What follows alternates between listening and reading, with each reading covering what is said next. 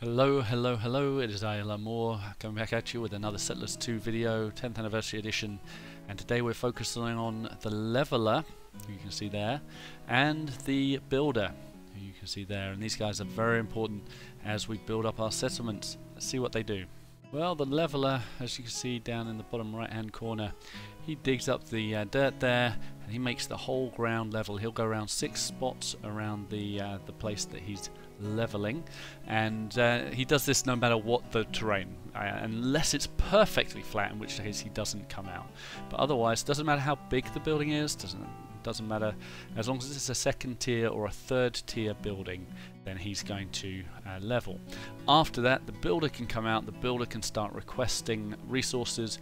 Every building is made up of a combination of planks and stones, and the builder will then start building. You see he finishes his little walk around and then goes close and starts to build. And I gotta tell you, I love the animation as the builder builds his building.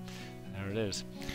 So I spent some time, and first of all I built up one of each of the first tier buildings, just to see how long it would take for each of these and the resources that they took, and I checked each of them, and then I moved on to the second tier buildings, which you can see here. Notice that they have different patterns on the ground. These are actually meaningless. These are all second tier buildings. They take up the same amount of space, and the leveler has to come out for each of these.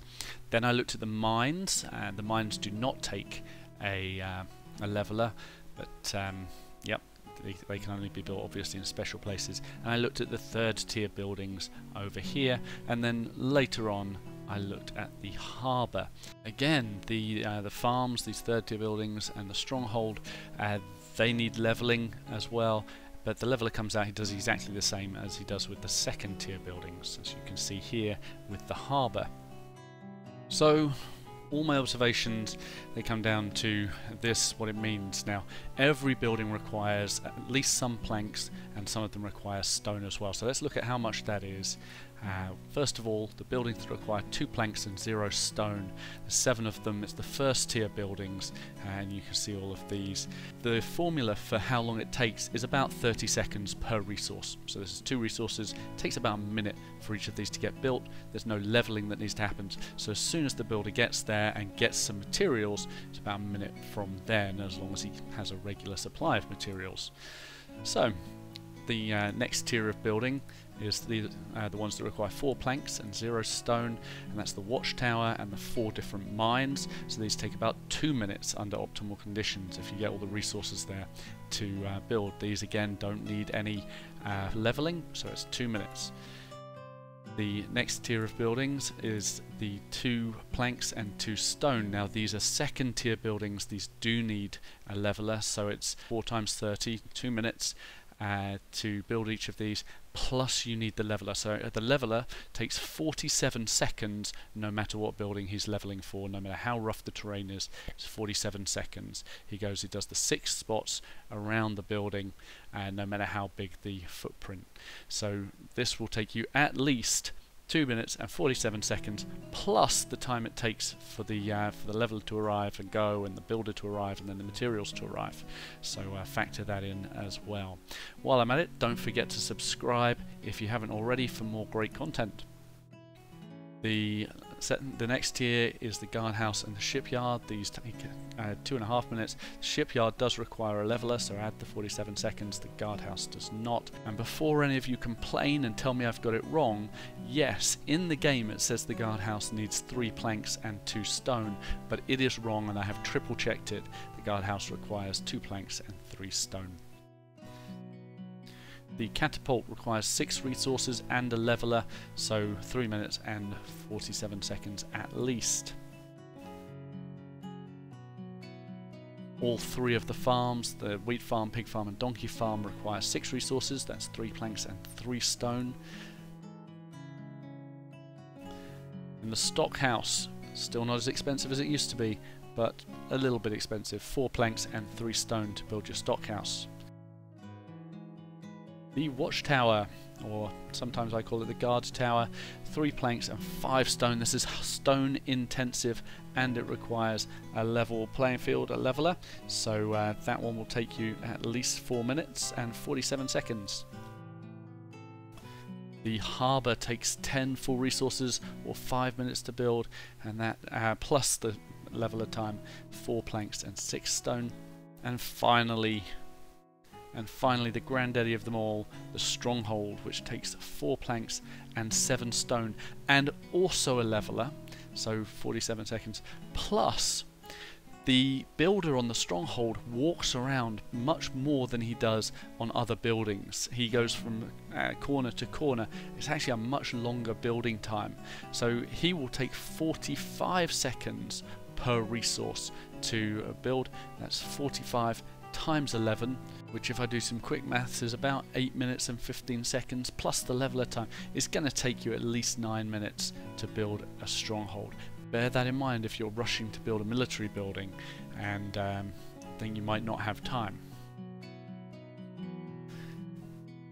So for those of you who are really interested in the timings and the cost, take a screenshot of this. You can see the cost in planks, the cost in stone, the total resources, the preparation time, the building time, and the total time. And this is my actual observations that I've conducted. You can see the guardhouse in red where I noticed the difference. And more visually, because I do like to do a visual, the green bars are how many planks you need, the blue bars are how many stone you need. You can see the buildings at the top end are stone intensive, and then the time it takes to build each one with the preparation time included with the light orange bar there. And you can see that the stronghold, the time goes way up because of that extra. It's actually 46 seconds per resource. The formula here, if you're wanting to work it out on your own.